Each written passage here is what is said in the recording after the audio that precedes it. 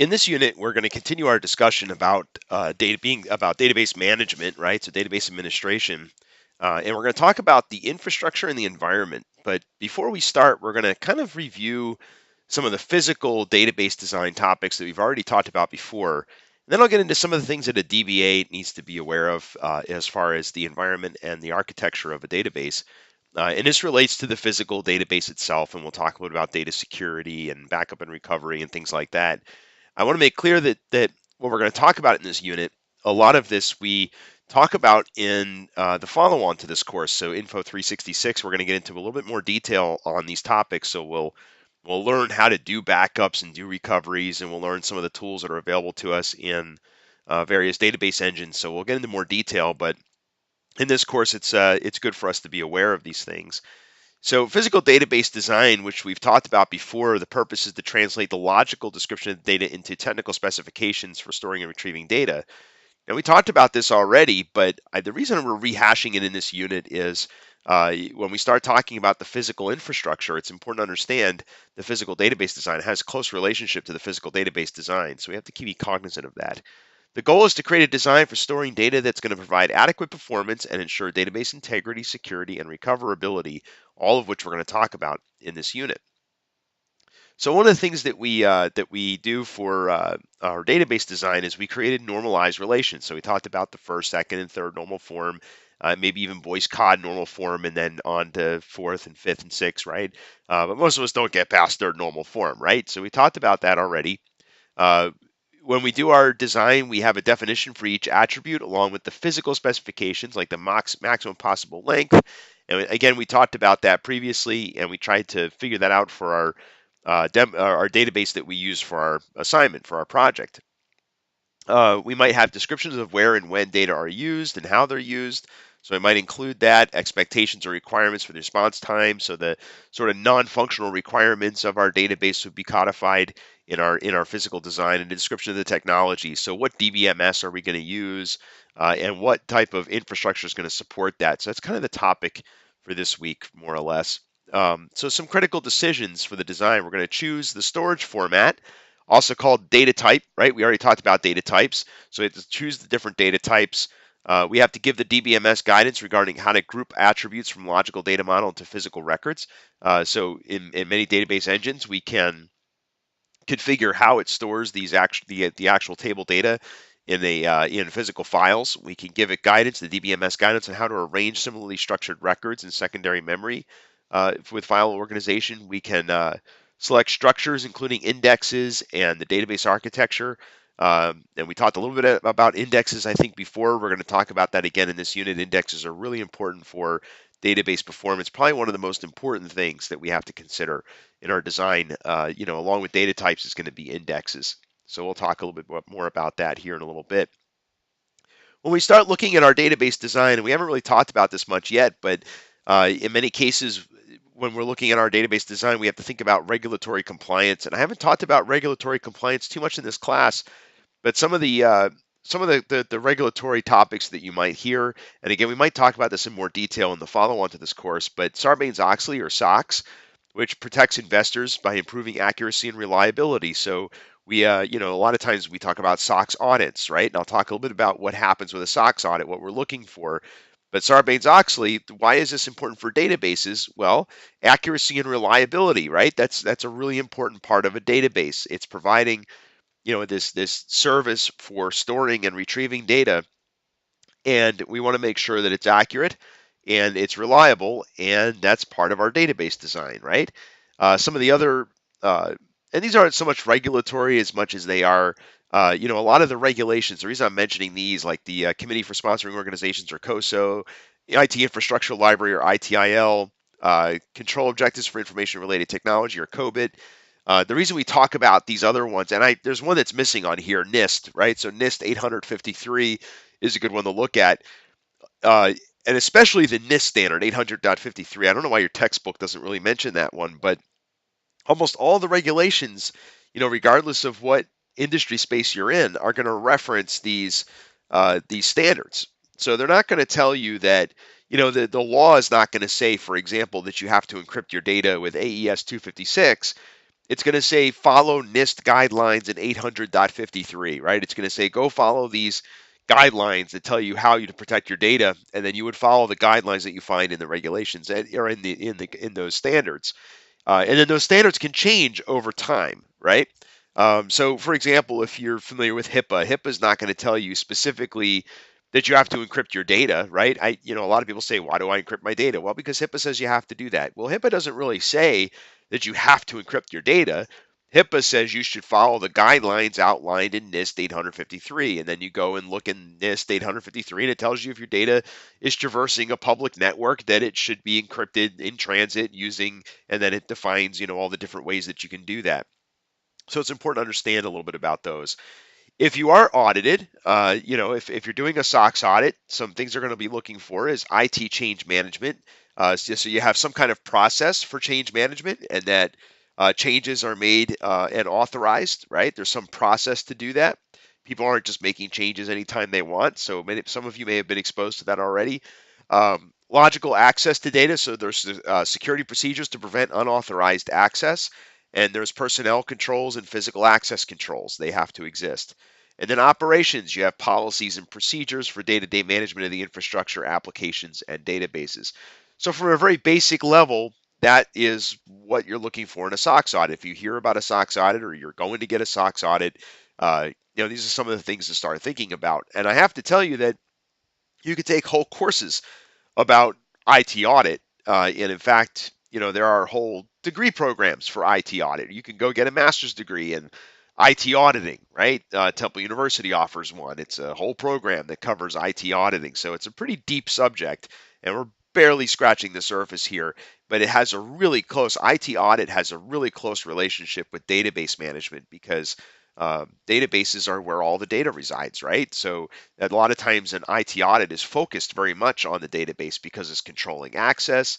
It has all of the data. It's where we're validating the data, making sure it's reliable, that it's accurate, right?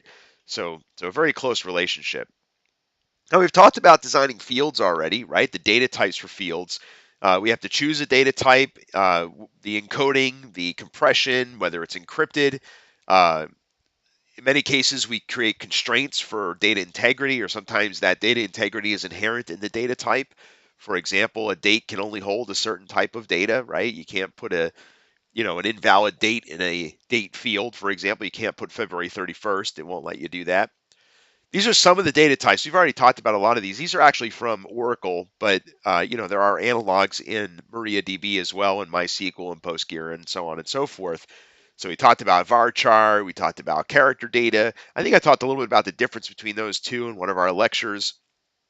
Character, large objects or blobs, number data, right, like integers and things like that, even decimals and floats and so forth. We have dates and then timestamps and then binary large object. 4 GB happens to be the limit in Oracle, but other database engines rather have different limits for the blob data type. So again, this is one of those important decisions we have to make when we're designing a database, is what these data types are going to be. We have a few different mechanisms we can use for controlling data integrity. Again, we talked about some of these previously. We can have default values, so we can assume a value if the user didn't provide one. We can have range control, which sets some limitations on the different values that we can insert to a record. We can decide whether or not we allow null values. Do we allow empty fields, or do we prohibit empty fields? We can enforce referential integrity. So you have to have relationships. So, for example, if a relation must have one or many of something else, you can't add a record unless it references one or many of, some other record, right? So you could have, you can enforce these rules. So we have some of these tools available to us in these database engines, but we that we can use our when we apply our logical design to our physical database, we can enforce these various rules. And what if we're missing data? You can substitute estimated data using some kind of formula or some kind of algorithm that figures out, what could we put here? For example, if you don't have a wage, you could just insert a minimum wage, right? You construct a report with missing values periodically. We'll talk a little bit about that later on. In programs, you can ignore missing data unless the value is significant. So some kind of sensitivity testing, right? How important is this data? We talked a little bit about denormalization before. In fact, it was one of my discussion questions where I asked you to discuss denormalizing when it's appropriate. And a lot of you brought up some really good points about denormalization and why we do that. And a lot of you talked about some of these benefits, right? That it can improve the performance.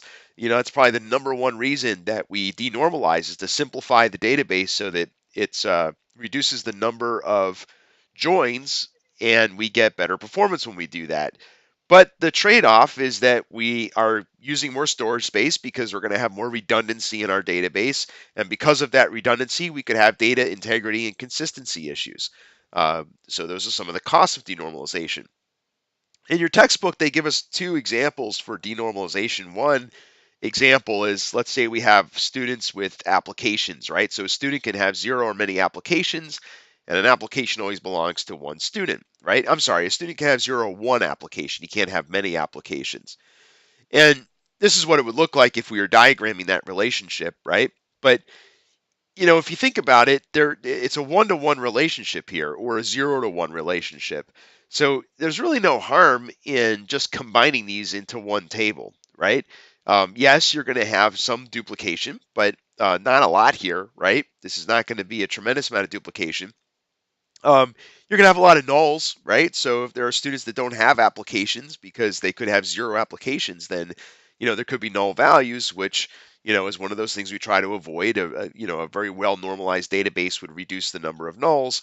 But again, if we don't have to do this join across two tables all the time, that's also going to increase our performance. So, and again, a lot of you talked about this in our discussion threads.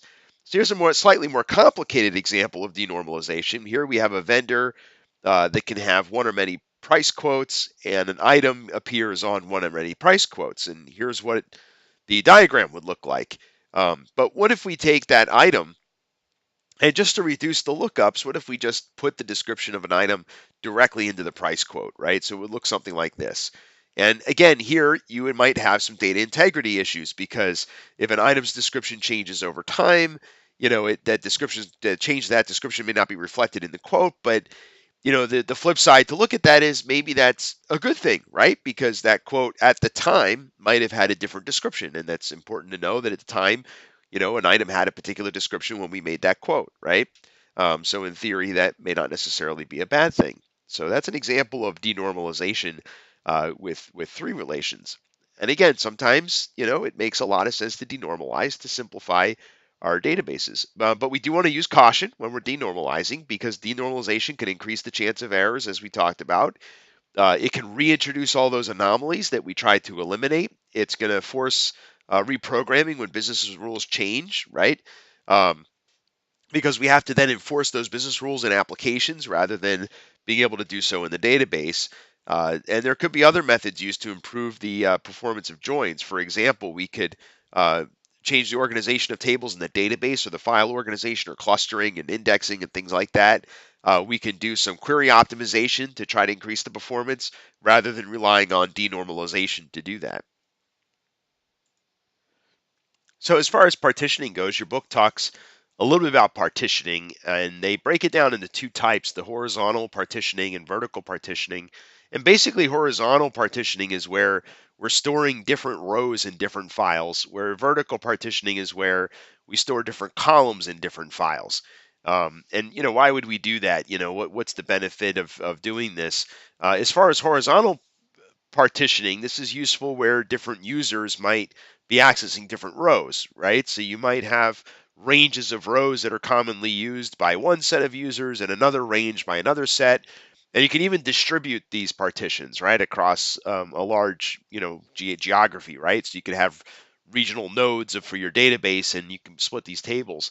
Um, we're going to explore this a little bit in the next course as well.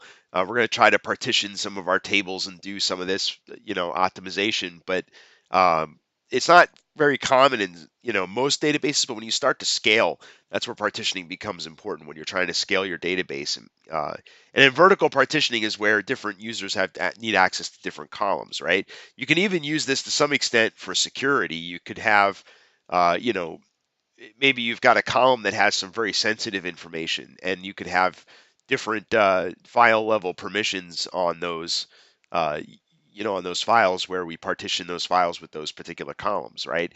So some different options there. We get a little bit more flexibility with how we store that data. So again, that's horizontal versus vertical partitioning.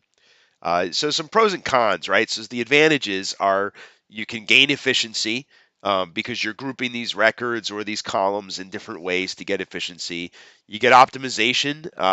Again, if you're distributing these partitions, you can optimize the access to those partitions. You can gain security by segregating who can access that. Recovering uptime, so smaller files take less time to back up.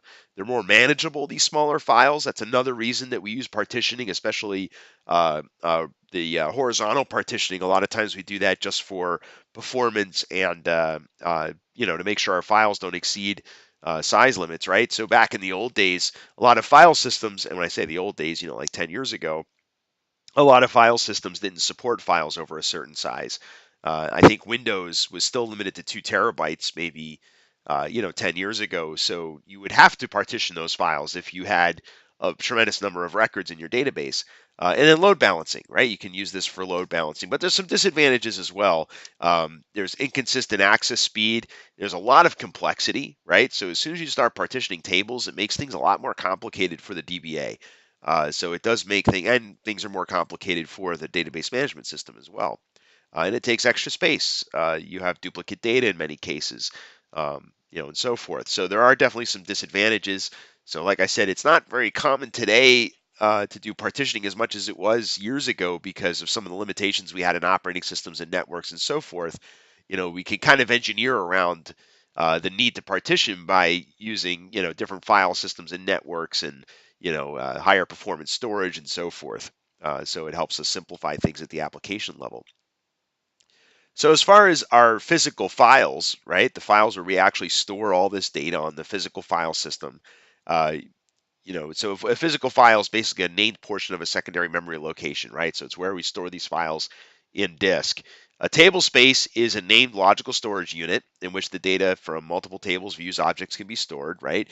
So, when you look at the actual data files where where your DBMS is storing all these files, sometimes it's called a table space, right? Not all database engines use that vernacular, but that's the vernacular used in our textbook. So some of the components of table spaces are these files that we're talking about where we actually store the data. You have a segment, which is a table index or partition. You have an extent, which is a contiguous section of disk space. So that's physical disk space, right? And then you have data blocks, which are the smallest unit of storage. Data blocks which reside within an extent, more or less. So there's different types of file organizations. A heap is where there is no organization, right? There's no particular order. We just start throwing all of our data into a file and hope for the best, right? Sequential is when our files are organized sequentially so that they can be found by doing a scan, right? So we start at the top of the file, we scan until we find our file, and they're in a sequential order, so we know when we hit a certain point in that sequence, we don't have to go any further. The next type is indexed, and this is where we index our files. We have some indexing mechanism that tells us where we can find those files. So we have sort of it's like a card catalog, right? That tells you have a key, and the key tells you when you look up that key, it tells you the physical location on disk to go and find that particular file. So that's an example of indexed. And then hashed. The hash is basically a two-dimensional table that tells you have a key to a key and a value pair that tells you basically where those files are. So really just a couple different mechanisms. These are not really important to understand. We're going to talk more in depth about indexing, which is a little bit different than index file organizations. But there are some factors with selecting file organization. There's fast data retrieval and throughput, the efficient storage space utilization, protection from failure and data loss. And I do have to tell you, and minimum need for reorganization, but I do have to tell you that a lot of modern database management systems really handle this stuff internally without you having to worry too much about it, right? So I don't want to spend a lot of time talking about these file organization mechanisms. Um, but an index is important, and we're going to talk about indexes. Basically, an index, I used the example of a card catalog before, and we can use the example of an index in a textbook, right? And I think I talked about this a little bit before, but indexes are really important for performance in databases, and it's a really important job of the DBA to make decisions as to what an index is, right? Which fields have to be indexed. And the example I like to give to describe indexes is, and I think I talked about this before in this course, but when I was a kid, my mom had a phone book, and in this phone book, there would be a page for each letter of the alphabet, and if if I was looking up a friend's phone number, I would go to the page for that letter of the alphabet for their last name. But in many cases, my mother would run out of space on a page, so she would go and put that name somewhere else in the book, right? So maybe she would put it by the first name, or she would put it in by the street that they live on, and when she ran out of space in the first name, right? Well, what that meant was at some point, in the beginning, it'd be really organized, this little phone book, but after a couple of years of using one of these little phone books that you write in the numbers, it became you couldn't just go to the page. You had to scan through the whole phone book to find somebody's phone number. You couldn't assume that it wasn't there if you didn't find it. You just have to flip through it. Um, so it's not a very efficient means of storing information, right? Because you have to do that full scan. And that's what happens in our databases, right? So in the beginning, our database is really organized. We insert a bunch of records initially, and they might be in the correct order, and it's easy to do a table scan. But as the tables grow and as we're making changes to that data, it becomes disorganized, just like my mother's phone book. And an index is a way to bring organization to that without having to change the structure of the rows or the records within that file.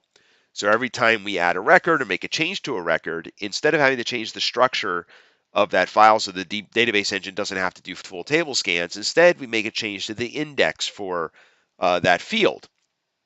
And why this is important is if you are if you're a DBA and you're trying to optimize performance, you have to understand how users are using the database to understand which fields are going to be most important to index to increase performance. And how do I figure that out? Well, you have to figure out which columns your users are frequently using to do searches, right? For example, I work a lot in the medical field, so a patient's name is a pretty common field that people use to do lookups, right? So that's a pretty common field for us to index in many of our databases. And there's lots of other things that people typically will look for. Sometimes people search by date of birth and the gender and things like that, or the patient's identifier, right? Generally speaking, your primary key, so whichever field you chose as your primary key, is automatically indexed in almost every database engine. So they're going to be automatically indexed. You won't have to create one. But any other fields or combinations of fields that people are frequently querying, those you're going to have to create an index for if you want to keep an index and increase performance on those queries. So again, this is a decision that you have to make. So clustering files in some DBMSs, related records from different tables can be stored together in the same disk area. So it's useful for improving performance for joint operations, for example. And primary key records of the main table are stored adjacent to the associated foreign key records of the dependent table. So again, it can make things a little bit more efficient. So to create a unique primary key or primary index, that's typically done for your primary keys. It would look something like this in MariaDB. And likewise, for non-unique secondary indexes, right? So a primary index or a primary key index or a unique index is typically on a primary key. Although you can have multiple unique indexes, right? What that means, a unique index means, is that no two columns can have the same value if it's a unique index, right? But non-unique means that many columns can have that value. For example, if I were going to index the gender for patients in a hospital database, that would definitely be non-unique, right? Because every patient is going to be one of probably 4 or 5 different values for gender. At least I think it's 5 now. I don't know. I always lose track. But uh, it's done for fields that are often used to group individual entities. For example, a zip code or a product category, according to our textbook. Um, and by the way, name would be a non-unique index, right? My last name is Green. It's pretty common. There's lots of Greens out there, so it's not unique, right? So that would be a non-unique secondary index, and that's the syntax for creating an index in MariaDB. And you can do this after you create the table, right? You can modify these indexes over time. You don't have to make this decision right away, right? So a lot of times what happens to a DBA is people will complain that, hey, this database is not performing very well. You'll do some logging. We'll talk about logging in the next course, but you'll turn on some logging and you'll start doing some performance monitoring, and you'll realize that there's lots of where clauses that are costing a lot of resources, and you look at the where clause and you realize, oh, everybody's doing queries by some field that we don't have indexed, so you're going to go and add that index to increase the performance. And I've seen examples where that's happened to me where it increases the performance of a database considerably, to the point where, it used to take a minute to do a query. And after we do indexes, we're down to milliseconds to do a query, right? So it can make a huge impact in the performance of a database. So when do we do indexes? By the way, I have this in red because this is basically the answer to one of the questions in the uh, in your written assignment for this week. So the written assignment for this week, depending on what version of this course you're taking, the written assignment is going to ask you to make a decision as to which indexes to use in your project database. And what you're going to ask yourself is these 12 questions that I'm going to put on the screen here to decide whether or not to use an index. So one, any table that's large is going to need an index, right? You have to think any table that has a lot of records. Why is that? Because full table scans on large tables is going to take a long time. So unless everyone is querying based on only the unique primary key, if there's anything else that's going to be queried, then we probably want to add an index for those on larger tables. Uh, the primary key of each table has to be indexed. Like I said, most database engines, that's automatic. Any search fields, right? So anything that's frequently going to be in a where clause should probably be indexed. There's a point of diminishing return here, by the way. If you create too many indexes, then it can have an adverse effect on the performance of the database. So, we pick and choose typically, what are the most important fields for us to have. If people are going to be doing order buys or group buys, those should probably be indexed, right? If there's something that's frequently ordered by, for example, if you're frequently ordering by the customer name, right, in descending order, which would make sense, right? It's easier to find something if it's in alphabetical order. Even though maybe you're not doing queries by that field, if you're ordering by that field, it's important to have an index.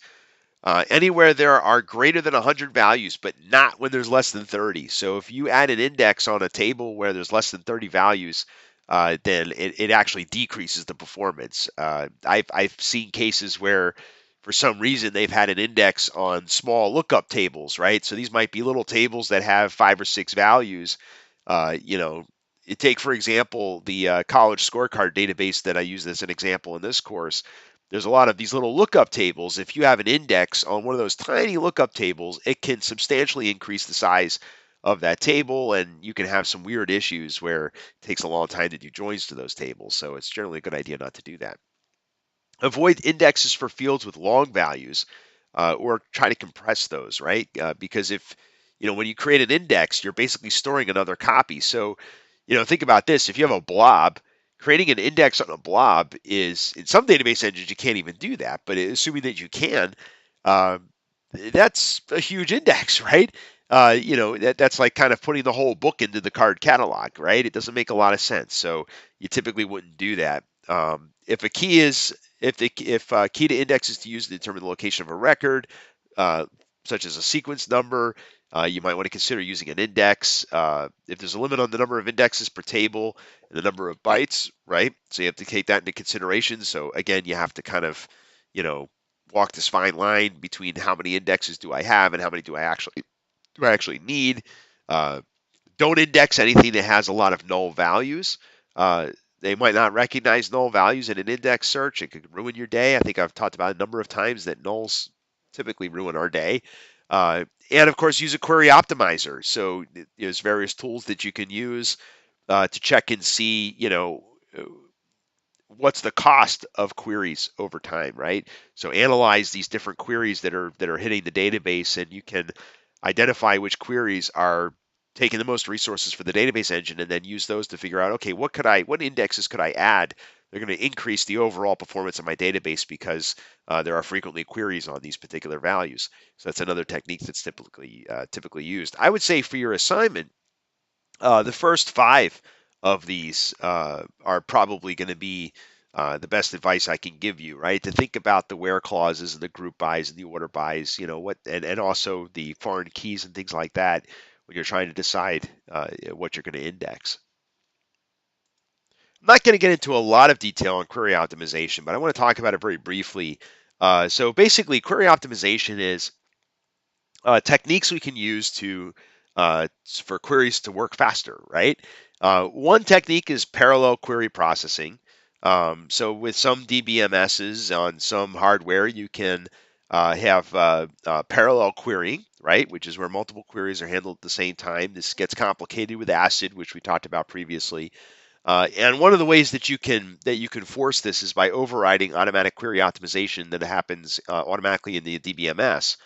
So, for example, in Oracle, there's syntax that you can. They call it hints, right? So these are query hints that tell the database engine how to do a query, right? So in this example, we're telling it to do a count on all records from salesperson where the salesperson's name is Smith, right?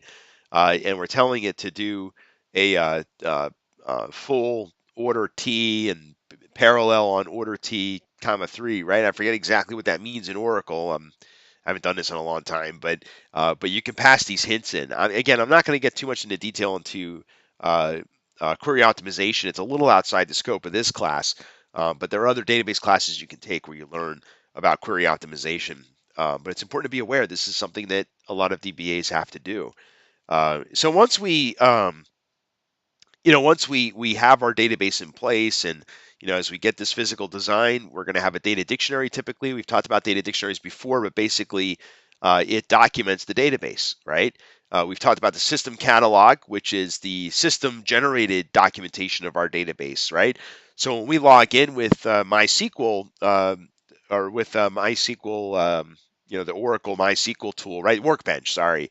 When we use Workbench, MySQL Workbench, or SQL Yog, which is that other tool that you could use that we talked about in this course, when you use those tools to connect to a database engine, they can display for you the schema of the database. They know what all the keys are. They can show you what all the views are and the structure of those views and tables and column types and all that stuff.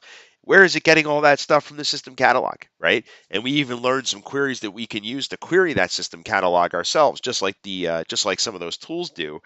And all of that is stored in some kind of repository within the database management system. And basically, the structure of that, you have your information model, which resides within that repository engine. So the repository engine is going to tell us about objects, the relationships between those objects, extensible types, and then version and configuration management. And all of that is going to be in some kind of database, right? So almost every database management system, uh, when you first install it, you're always going to have one database, which is going to be the database for the schema, right? It's very meta, right? We have a database, and the structure of that database is stored in the first database in that database, right? So usually a database engine has at least one database, and that's the database of the schema or the repository database. And almost every major database engine has this, and it's you can interact with them almost like any other database. You do queries, you can have where clauses, you've got stored procedures you can call in those databases. So it's sort of like a database, and even non-relational database engines, right? So if you look at as an example, if you're looking at like a LDAP or one of those directory like Active Directory or hierarchical database management systems, they do the same thing. They have, some kind of, repository for storing that schema, right? If you've learned about Active Directory in one of your other classes, you're probably aware that, Active Directory has a schema that's stored somewhere, and that defines the type of information you can store about objects on your network, for example, right? And that schema can be defined and and it's extensible. In other words, you can make changes to that schema, which is kind of useful sometimes, right? Um, so that's a data dictionary. Now, as far as data security goes, we have to be aware of data security. This is not a security course, right? You talk a lot more about security in a security course. I'm going to give you kind of just a brief overview. In fact, there's a whole course you could take about database security. I don't know that we offer it here at Drexel, but there are, in some colleges, they have an entire database security course that you can take. It's definitely a very strong attack vector in many networks, right? The database is where all the valuable information is. So it's definitely an attack surface that has to be protected. So some of the features that support security, we talked about views. So that's one of the things we can use is views. We can use that to help with security. I talked about that already in the previous unit. We have integrity controls, which we've talked about, right? That define what you can insert and what the ranges are, and things like that. All those constraints and so forth. Authorization rules for logging in. We've experienced that with MariaDB when we set up our login rules with MariaDB, for example. User-defined procedures. Some applications, some developers uh, will only allow the interaction with the database to store procedures, right? That's taking it to another level, right? So instead of using views or in addition to views, you could also restrict access to the database through stored procedures. So you can have your program logic and stored procedures. It's just another layer of security. So most database engines include some mechanism to do that. MariaDB certainly does, although stored procedures, I think, is kind of a recent addition to MariaDB and to MySQL, which is from which MariaDB was derived. Encryption is important, right? So that's another feature of a lot of database management systems. You can enable encryption for the data at rest, and also many of them allow you to encrypt the data in transit, right? So we talked about the APIs that these DBMSs have to interact with them from applications, and a lot of those APIs also support encryption. Uh, Especially now with cloud-based databases, which we're going to talk about in a few minutes, encryption becomes really important if you want to interact with databases in the cloud and not have to set up a VPN, for example. You can use the same technologies and do it directly in the database driver. And in authentication schemes, right? So, in other words, how do we authenticate the database? How do we log in? There has to be some mechanism that manages authentication. In the case of MariaDB, we could do that with LDAP, right? We can integrate MariaDB. We're going to learn about that in the next course, how to use LDAP integration so that you have single sign-on to your database. So we'll learn more about that in the next course. And then backups, journalizing database checkpointing, right? One of the um, when we talk about IT security, there's the three triads, right? You have confidentiality, integrity, and availability. And of those three, the one that a lot of folks always forget is availability. It's part of IT security, is making sure that our data is available when and where we need it. So to support that, databases need to be reliable, and we have to have resilience in our databases. And one of the ways we do that is by having periodic backups and having the ability to recover from those backups very quickly. And journaling is one of the ways that we can do that as well. And we'll talk more about that here in a few minutes.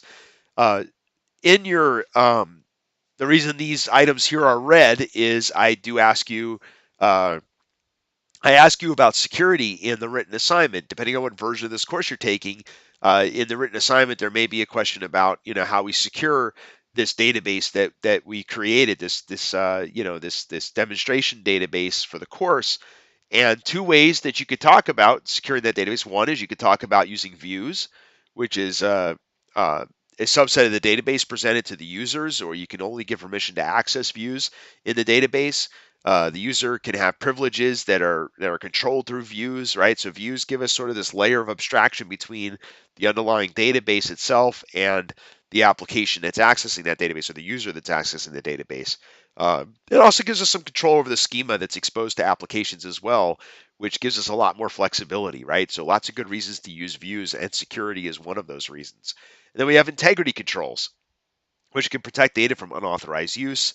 Uh, we can set allowable values. We can enforce database conditions. We can use triggers that can roll back incorrectly inserted data.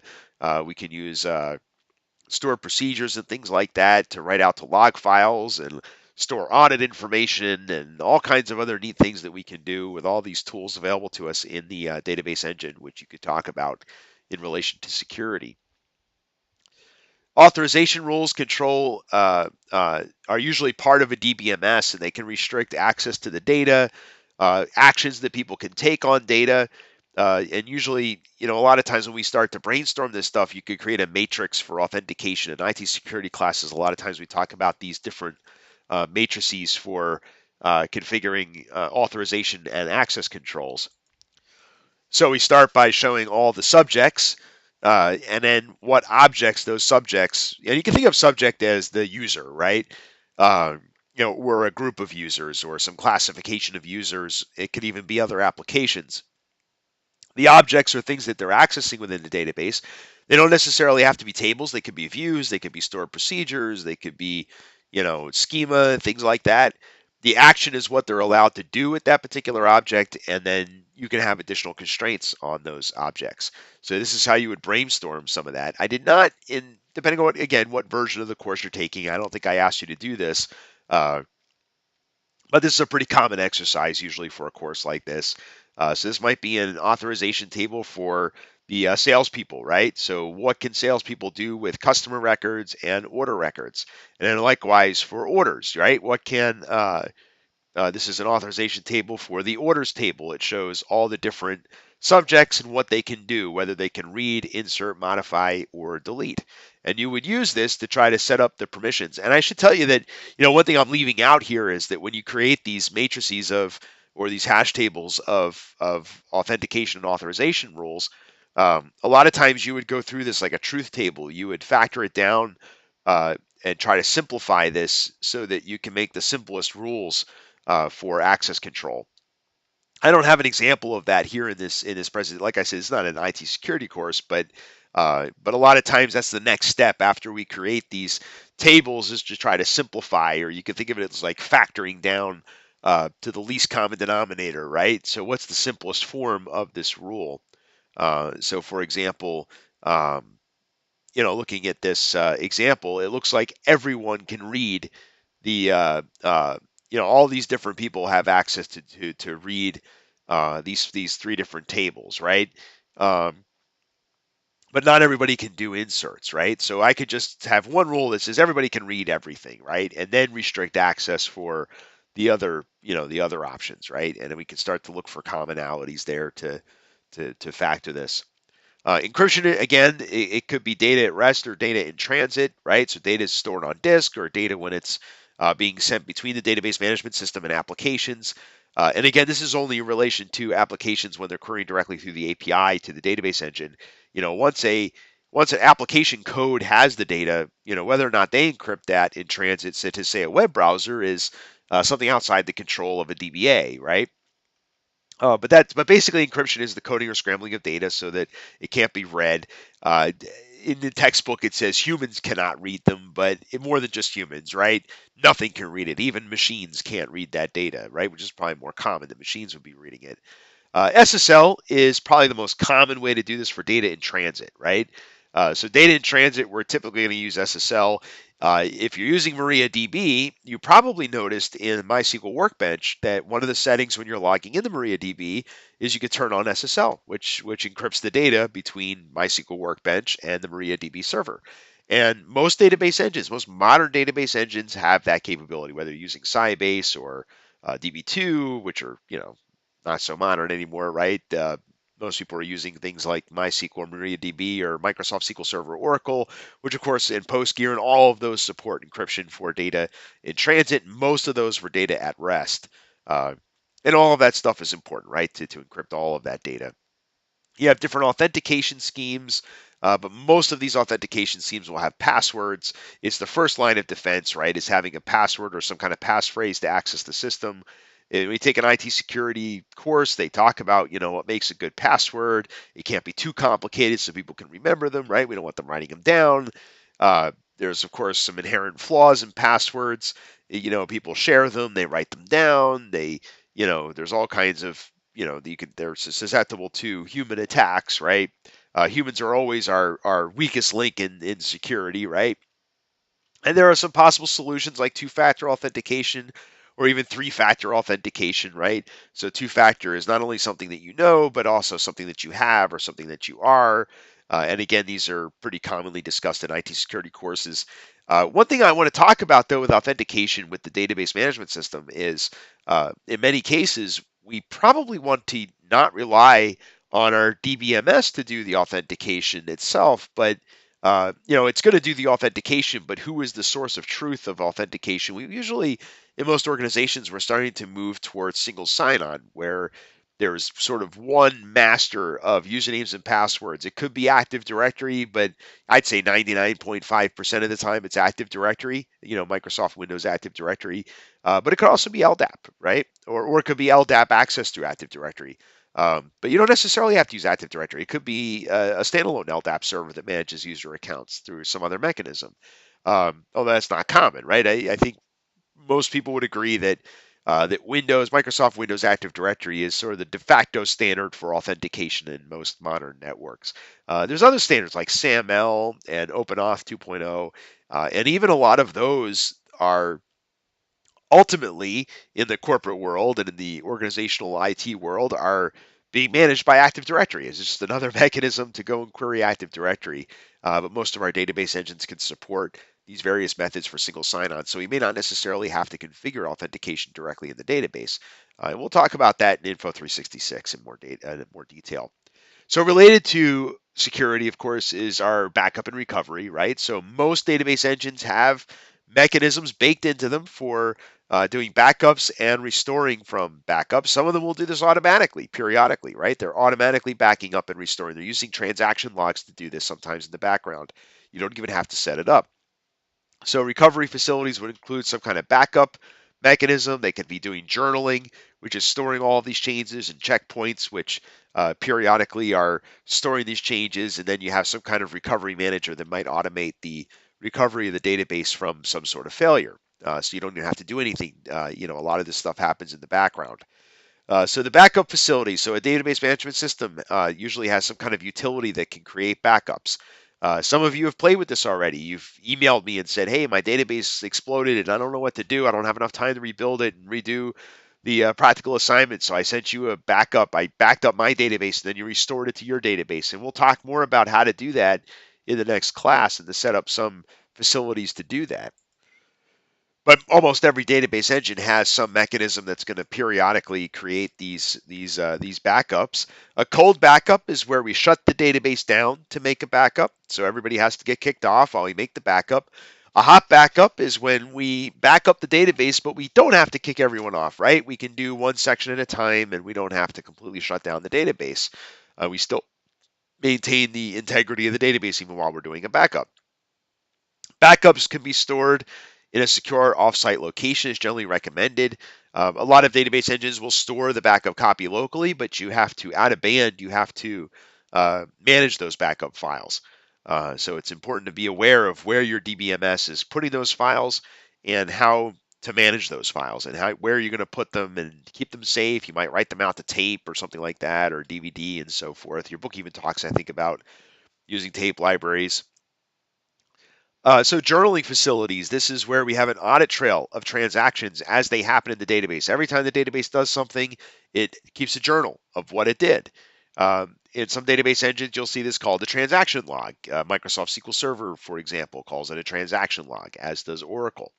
So that's just a record of everything that happened in the database. And we can use that log as sort of a change log to roll back or roll forward transactions when something goes wrong. So that gives us, some record of what happened, so we can, go back in time and reverse whatever it is that we did, or we know what happened. So if we can recover, if our recovery point happens at a point where we still have that transaction log, we can rebuild from the last recovery point from journaling. So that's what journaling does for us. Checkpoint facilities are where the DBMS is periodically going to refuse to accept new connections. So it's going to go into some kind of quiet state, and then the transaction logs are going to get synchronized. And this allows the recovery manager to resume processing for a short period instead of repeating an entire day. So again, it's just another mechanism for doing these backups so that we can do recovery at some point. The recovery manager is the module in the DBMS that's going to restore the database to the correct condition when a failure occurs, and then resumes the processing after, for user requests. So it's basically automatically recovering a database when there's a failure.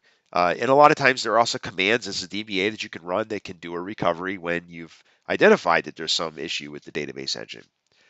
So different mechanisms to do this. You have disk mirroring, which is where we can switch to a different copy of the database.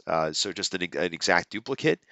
Restore and rerun, which is reprocessing transitions against the backup. Once we recover a backup, we can just do a restore by rerunning what's in the transaction log from the checkpoint, right?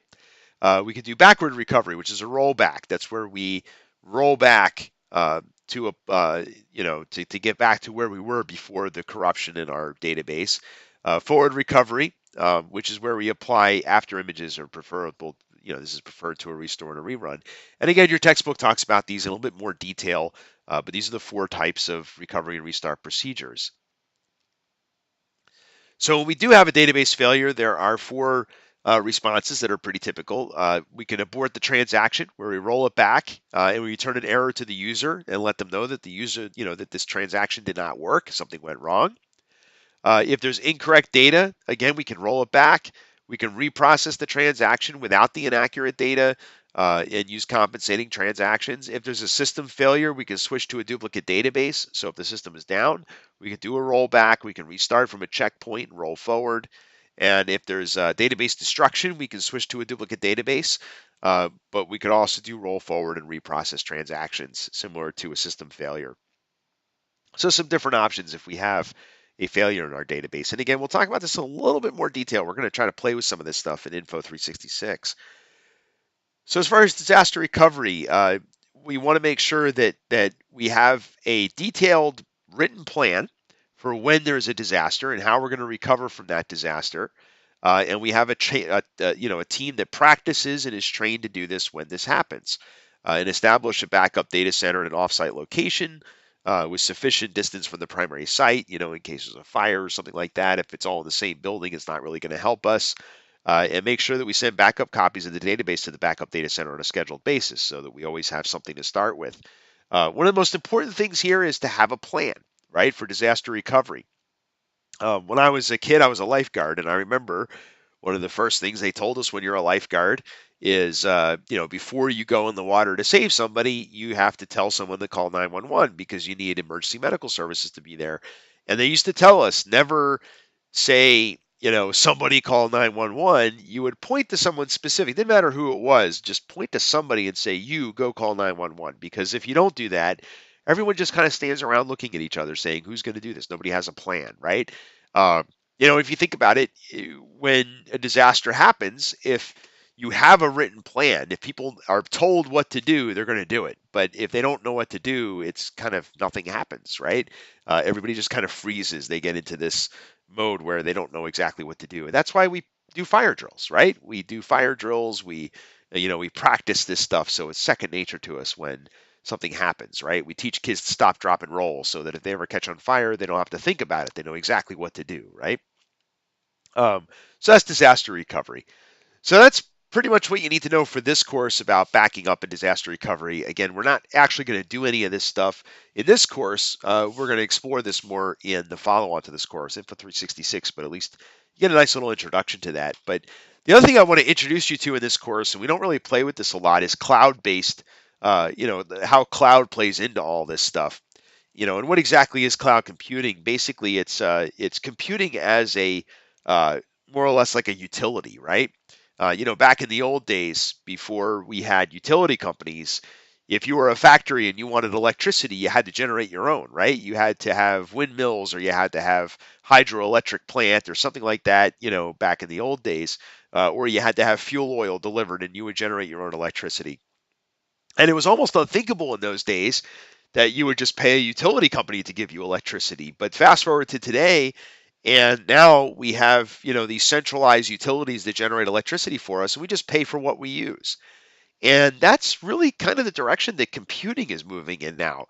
I think we're kind of in the early stages of this, but in the not too distant future, I think we're going to find that most organizations are going to be relying on the cloud. It's very quickly turning into the de facto standard for running IT. I work in healthcare, and even in healthcare, some of the CTOs that I deal with will tell me, in another 5 years, we're not going to have any blinking lights in our data center.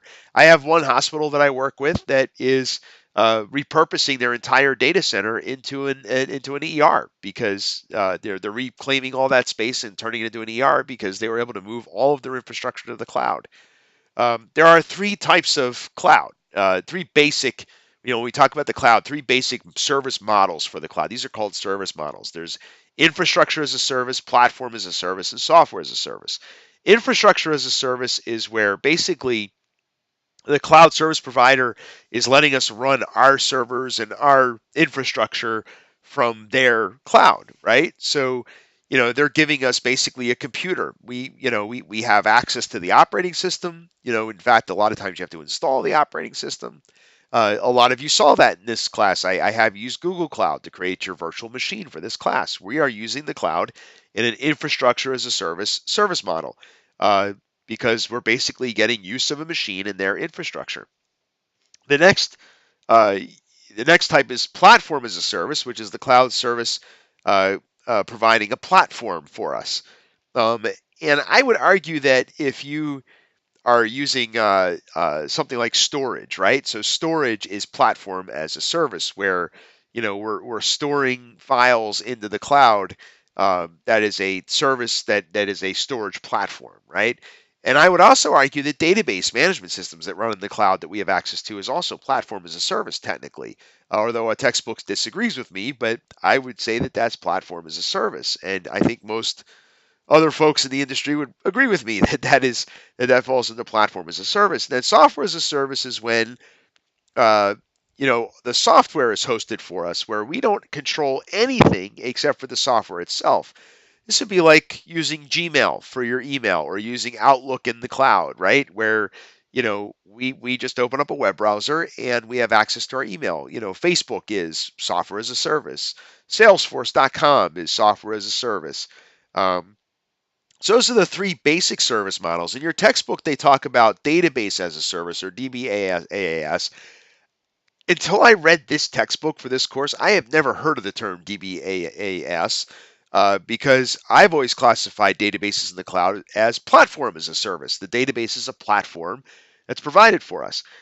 Google classifies, their database platform as a service offering in their cloud. Microsoft Azure SQL is Microsoft SQL Server offered through their cloud service. You can use MySQL and MariaDB directly in Google. So in other words, in this class, we asked Google to give us a Linux machine upon which we installed MariaDB, and we used it for the class. But we could have also just used MariaDB directly in the cloud, right? We didn't have to build our own machine. We could have used Google's machine.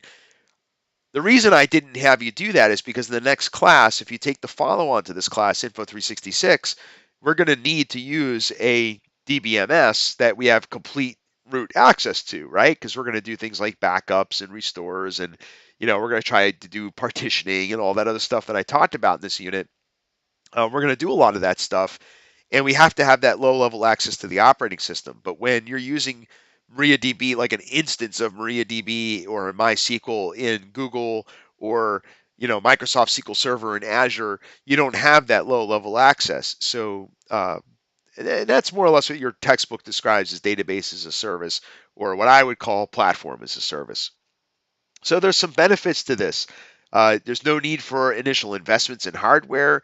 None of you guys had to buy anything for this class, right? I mean, you had to put a credit card number in the Google Cloud, but I would hesitate uh, to guess that any of you would, spent more than $5 the entire semester on your cloud. If you have, let me know. But I would say if you've been diligent about shutting off your virtual machine, you probably only spent a couple dollars. You can even get away with a couple of pennies on this class. And many of you didn't really spend anything because you have a $300 credit with Google when you sign up, right? If you've never used it before. But even if you have, it's pretty cheap, right? It's significant lower need for internal expertise to manage the cloud, right? If I want to build infrastructure in the cloud, it's point and click, right? I go into their dashboard, and I say I want to build 16 machines. I just keep clicking and I build my machines, and that's it. It's running. I don't have to worry about it. I don't have to worry about the hardware. I don't have to worry about high availability. All of that's handled for me by the cloud service provider like Google or Amazon or Azure or even Rackspace. You have better visibility of overall costs because you're paying a bill every month, right? Sometimes those costs get hidden when it's your own data center. There's a lot of costs that are getting buried in other budgets, right? Overhead budgets that may not necessarily be visible to you. Whereas with the cloud, you can see all that. And also, another benefit that's really not discussed in your book is this idea of back billing, where you can you could create virtual buckets in your cloud environment for different organizational units, and you can keep track of exactly how much it costs for each one of those organizational units. So you can go back and say, well, this department is costing us $15,000 a year for their infrastructure, but they're not generating enough revenue to cover that, right? Or you can back bill the department so that they're covering the budget for those, for their own IT resources. You have elasticity, and this is really important, elasticity, uh, because if you have a lot of fluctuations in how much you need, if you have a traditional data center, you have to plan that data center for peak, right? Look at Amazon.com, right? So Amazon is probably the busiest in the month of December, right? Probably 80% of Amazon's activity is happening in December, which means that all of that IT infrastructure they have the rest of the year lies somewhat dormant the rest of the year, right? They probably have whole data centers that power down outside of the Christmas season because they're just not that busy, right? Because that the busy season is Christmas. So one day, the story goes that one day Jeff Bezos is walking through a data center and says, "Why are all these machines turned off?" And they said, "Well, we don't need them until December." And he said, "Well, why don't we just let people pay to use these machines since we're not using them?" And thus was born the idea of using the cloud, right? Um, so we get a lot of elasticity with the cloud. We can leverage that economy of scale so that we use what we need and we can blow up. In other words, think about it this way: if you turn the air conditioner on in your house and you open all the windows, are you going to run out of electricity? Well, no, the power company is going to give you as much as you want, right? If you've got 200 amp service, you can max out that 200 amps. You'll have a really expensive electric bill because you're air conditioning, your whole backyard, but there's nothing stopping you from doing that, right? Same thing with the cloud. We can run our infrastructure, you know, in the cloud, and we can expand to as much utilization as we need. In the written assignment, and this is a big hint for you, in the written assignment, I ask you to recommend a database management system, and my choice for a DBMS for the design for that sample that we're doing, based on the scenario, would be to do it in the cloud because you use database as a cloud because number one, we're not too concerned about the security of that data, and number two, the data is mostly used in 1 to 2 months out of the year. The rest of the year, we don't really need all of that processing power. So why invest in the infrastructure? We can just pay to use it when we need it. So my recommendation would be to use the cloud, and you can certainly use that recommendation when you put your answer to the written assignment. It allows organizations to explore new data management technologies more easily because you don't have to invest in this stuff. So, the cloud provider does that for you. We have a lot of mature cloud service providers with the expertise for availability, reliability, security. They've got state-of-the-art dark fiber networks, all kinds of cool stuff. But there's also some downsides. They don't necessarily have the capacity for their models, and I think some of this is a little bit dated in our textbook. I would say that Google and Amazon and Azure have almost unlimited capacity, so I'm not even worried about that anymore. Um, they may not have full consistency guarantees in a highly distributed environment. I would say that Amazon, Azure, and Google are now highly distributed. So again, this might be a little bit outdated.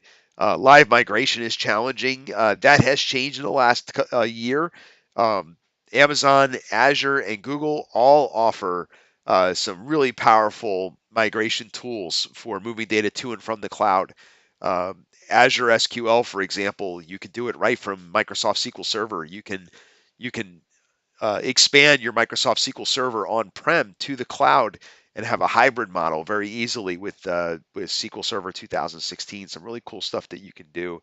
Uh, as far as SLAs, I would agree that SLAs are a little bit, uh, hard to manage with the cloud because a lot of them are not giving us much more than 99.5% guaranteed SLA unless you negotiate something specific with those providers. But you have to be spending a lot of money. I think it's like a minimum of $15,000 a month with Azure to get any better than 99.5% SLA. So that is a challenge. And DB AAS solutions, your book says that they're still struggling for fully scalable models, but I have to say, uh, MySQL in Google and Microsoft SQL Server, which you can do in Amazon and Azure natively in the cloud without having to install it yourself, they manage it for you. They are very powerful now. you could scale up to some really, really powerful databases in Azure SQL, for example, with minimal investment, where you're just paying for, what you use in Azure SQL. It's actually a really good way to take advantage of that economy of scale. So I would say that the last item here is probably a little bit outdated as well. But that's some of the background on going to the cloud. Again, we're not really playing with the cloud in this class. It would be a neat assignment to do, but we kind of really use the cloud for the class, right? As infrastructure as a service. But I didn't really have you utilize the cloud for platform or software as a service. But certainly interesting topics. So that's it for this week. In the last unit, which we're going to cover in the next unit, we're going to cover data quality. In the last unit, this will be a much shorter lecture in the next unit. Let me know if you have any questions. Thank you.